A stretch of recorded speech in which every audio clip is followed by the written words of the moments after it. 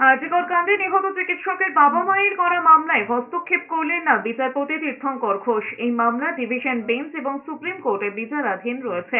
কলকাতা হাইকোর্টের division bench নজরদারি করছে, তাই এই মুহূর্তে তার পক্ষে মামলা গ্রহণ করা সম্ভব নয় বলে জানিয়েছেন বিচারপতি ঘোষ। আজিকরের নিহত চিকিৎসকের পরিবারকে হাইকোর্টের প্রধান বিচারপতির কাছে যেতে বলেছেন।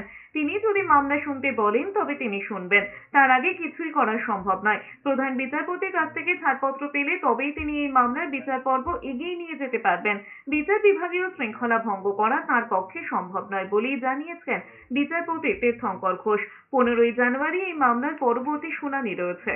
কোর্ট বিষয়টাকে তুলে ধরেছে সিবিআইয়ের কাছে এবং সিবিআই আমরা যে সমস্ত রিটগুলো দিয়েছি, প্রশ্নগুলো রেখেছি, সিবিআইও বলেছে এগুলোকে বিবেচনা করা প্রয়োজন আছে এবং কোর্ট তো আগেই বলেছে বিবেচনা করা প্রয়োজন, সিবিআইও সেটা স্বীকার করে নিয়েছে।